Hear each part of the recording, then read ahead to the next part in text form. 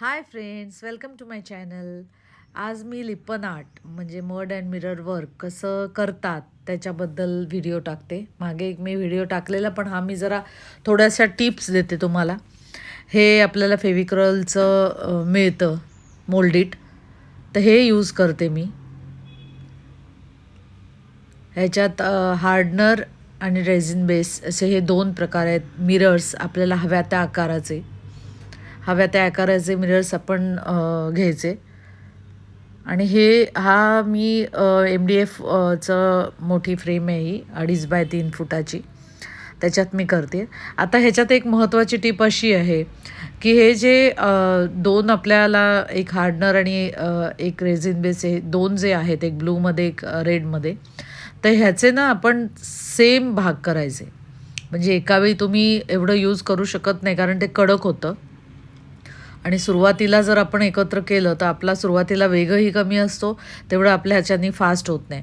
तर अशावेळी काय करायचं की हे तिन्ही मी आता ह्याचे 3 भाग करते किंवा 4 करते, तर हे सेम घ्यायचे. एका ह्याचे जर 3 भाग केले तर दुसऱ्याचे पण सेम 3 करायचे, आणि मग तो एक एक भाग असा एकत्र करायचा, छान मळून घ्यायचा. आता हे मी 3 भाग करते बघा, आणि ह्याचे पण 3 भाग केले. आणि हे ठेवताना आता हा एक एक भाग मी काढणार, आणि ठेवताना हा वेगवेगळाच ठेवायचा.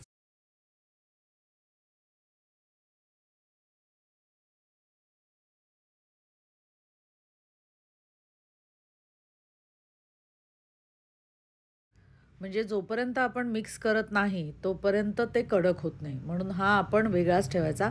आणि आपलं काम झालं किंवा जेव्हा आपल्याला हवा, आणि नीट फोल्ड करून ठेवायचा, बंद करून ठेवायचा. हे लाल जे आहेत, लाल आवरणात जे आहे ते वेगळं ठेवलं आहे मी, आणि ते दुसरं पण वेगळं. पाहिजे तर रबरनी बंद करायचा आणि व्यवस्थित ठेवून द्यायचा. हे जोपर्यंत आपण एकत्र करत नाही तोपर्यंत त्याच्यात ते कडक होत नाही. त्याच्यामुळे आपण जेव्हा घेतो तेव्हा थोडासाच भाग घ्यायचा. प्रमाण सेम पाहिजे, फक्त ह्याचं जेवढं घ्याल तेवढंच त्याचं करायचं. आणि मग जे जे ते एकजीव करायचं, एकदम व्यवस्थित मळून घ्यायचं, आणि नंतरच आपल्याला ते उपयोगी करता येतं. तर ही नंबर 1ची टीप अशी झाली की तुम्ही ते सगळं एकत्र करू नका, नाही तर तुमचं ते वेस्ट होईल. आणि जोपर्यंत आपण एकत्र करत नाही, एकजीव करत नाही, तोपर्यंत ते कडक होत नाही. त्यामुळे ठेवतानासुद्धा तुम्ही ते व्यवस्थित पॅक करून ठेवून द्या. लगेचच वापरायला पाहिजे असं नाही, नंतर वापरलं तरीसुद्धा ते चालतं. जेवढं आपण केलं आहे, काढलं आहे, ते एकत्र करून ते लगेच बाकी वापरावं लागतं, नाही तर ते फार कडक येतं. आता दुसरी टीप अशी की आता हे जे मी एकत्र करीन, हे एकजीव झालं पाहिजे. हे एकजीव झालं की आपण ते यूज करायचं. आता यूज कसं करायचं, तर आपल्याला हव्या त्या आकाराचं आपण ते बनवू शकतो. पण आपण हे एक प्लेन सरफेस घ्यायचा. आता मी ह्यातला पण थोडा थोडा भाग घेणार आहे, आणि आपल्या हाताला ते चिकटतं, थोडंसं चिकटसर असल्यामुळे. म्हणजे चिकटसर म्हणजे थोडंसं हे असल्यामुळे हाताला चिकटतं. अशावेळी कुठलीही टाल्कम पावडर घ्या आणि प्लेन सरफेस. आता बघा, हे मी टी कोस्टरचाच भाग घेतला आहे आणि त्याने करते, कारण सुरुवातीला मी सुद्धा हाताने करत होते. हाताने करत असायचे, त्याच्यामुळे ते आपल्या हाताला सेम हात, म्हणजे प्लेन एकदम नसतो, बोटाला वर खाली प्रकार असतो, त्याच्यामुळे ते वर खाली व्हायचं. तर हे अगदी सेम व्हायला पाहिजे. तर आपण हे प्लेन सरफेस घ्या, काही घ्या, असं लाकूडच घ्या असं नाही, प्लास्टिकचे प्लेन कुठलंही झाकण किंवा काय घेतलं तरी चालेल. आणि मग ते असं रोल रोल करून आपण घ्यायचं. जास्त जर तुम्हाला ते चिकट किंवा हे वाटलं तर तुम्ही थोडी टाल्कम पावडर यूज करू शकता. आता तिसरी टिप अशी की जेव्हा तुम्ही हे काम करता, आता ह्या अशा लाईन्स आपण तयार करून ठेवायच्या जेवढ्या हव्यात तेवढ्या. आणि तिसरी टिप अशी की ह्या तुम्ही, म्हणजे हे लगेच यूज केलं तरी हरकत नाही, पण मी तुम्हाला ह्याच्यात बऱ्याच वेळा हे काम केलं त्याच्यामुळे सांगते की थोडंसं ते कडक झालं, म्हणजे कडक होण्यापर्यंत इतकं कडक नाही, पण आता हे आपण जेव्हा मळतो तेव्हा हे जितकं मऊ असतं त्याच्यात थोडासा मऊपणा जरा कमी झाला की यूज करायचं. कारण मग ते आपण उचलताना किंवा आपण ठेवतो तर आपल्या बोटांनी उचलल्याचं पण तिथे दबल्यासारखी खूण होते, किंवा आपलं नख लागून तिथे डाग येऊ शकतो किंवा उचलून जेव्हा आपण ते कुठे टच केल्यानंतर टेकल्यानंतर आपण जिथे कट करतो तिथेसुद्धा तो थोडासा दबल्यासारखा किंवा चपटा होऊ शकतो. अशावेळी थोडंसं ते आपण अशा वळकट्या करून ठेवायच्या आणि जरा असं वाटलं की थोडंसं उचलण्यासारखं हार्ड झालेलं आहे की अशा वेळी ते आपण यूज करायचं. आता हे आम्ही पाकळ्या करते. पाकळ्या करूनसुद्धा आपल्याला पाहिजे त्या आकाराच्या करू शकतात. हे मी आधी MDF बोर्डवर ड्रॉ करून घेतलं आहे आणि ड्रॉ केल्यानंतर हे मी काही केलेलं आहे ऑलरेडी. ड्रॉ केल्यानंतर आपण फेविकॉल वगैरे घ्यायचा आणि त्याच्याने हे आपण जी वळकटी केली किंवा जे काही आपण बनवतो आहे ते त्याच्यावर बरोबर ठेवायचं. शक्यतो जॉईंट्स नाही केले तर दिसायला फाईन दिसतं, पण फार मोठं असेल किंवा काही वेळेला असं असतं की छोट्या छोट्या टर्नच्या इथे आपल्याला कट करावं लागतं. तर हे आपल्याला हवं त्या आकाराचं आपण करू शकतो. थोडंसं जाड झालं, थोडंसं सुकलं की आपण ते लावू शकतो. आणि मुख्य म्हणजे असं आहे की काम करताना आतून बाहेर जा.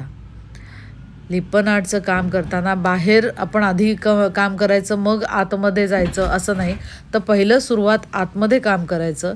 सुरुवातीला जिथे आतमध्ये आहे तिथे काम करायला सुरुवात करायची आणि नंतर मग ते काम करत करत बाहेर शेवट करायचा त्याचा. कारण काय होतं की आपण जेव्हा आधी जर बॉर्डर केली तर आपण नंतर जे आतलं काम करतो बॉर्डरच्या आतलं, तर आपलंच बोट लागतं किंवा आपलाच हात लागून तिथे त्या बॉर्डरला खड्डे पडू शकतात किंवा ती वाकडी तिकडी होऊ शकते. आपल्या नकळत ते होतं आणि आपलं लक्ष जात नाही. नंतर मग आपलं लक्ष गेलं की ते ऑलरेडी फेविकॉलमुळे सुकून जातं आणि ते मोल्डेड तो क्ले पण इतका कडक होऊन जातो की ते आपल्याला काढायला फार कठीण पडतं आणि मग ते आपलं अनइव्हन सरफेस होतो आणि मग ते आपलं काम छान दिसत नाही. तर अशावेळी आधी तुम्ही ड्रॉ करा. कशावर करायचं तुम्ही MDF बोर्डवर करू शकता, कॅनव्हासवर बोर्डवर करू शकता किंवा प्लायवर करू शकता. तर अशावेळी तुम्ही ते पहिलं ड्रॉ करा, त्याच्यानंतर आतमध्ये जे चित्र आहे ते पूर्ण करा, त्याच्यानंतर बाहेर या. बरं, मी तिसरी अजून एक ट्रिप सांगते असं की हे जे मिरर्स, आता मी हे व्हाईट कलरच करणार आहे ह्याला, त्याच्यामुळे मी हे व्हाईटच लावला आहे. आता MDF बोर्ड असल्यामुळे मला हे जवळजवळ 4 हात लावायला लागले आणि आधी मी आधी मी मिरर लावलेले चेक करायला. ते माझी चूक झाली. आधी मिरर खूप जणं लावतात, पण मी माझ्या अनुभवाने सांगते की मिरर जर आधी लावलेत तुम्ही, अर्थात त्याच्या भोवती जर आपण ते आता हा जो मधला लावला आहे मिरर, त्याच्या भोवती बरोबर ते क्ले लावला आहे, त्याच्यामुळे अशावेळी ते आपल्याला लावायलाच लागतं. पण जर तुम्ही मिरर लावणार असाल, आता मी जो पुसते तो बघताय, हे असे जर लावणार असाल तर ते नंतर लावलेलेच उत्तम, कारण नंतर पुसायला पण आपल्याला बराच वेळ जातो.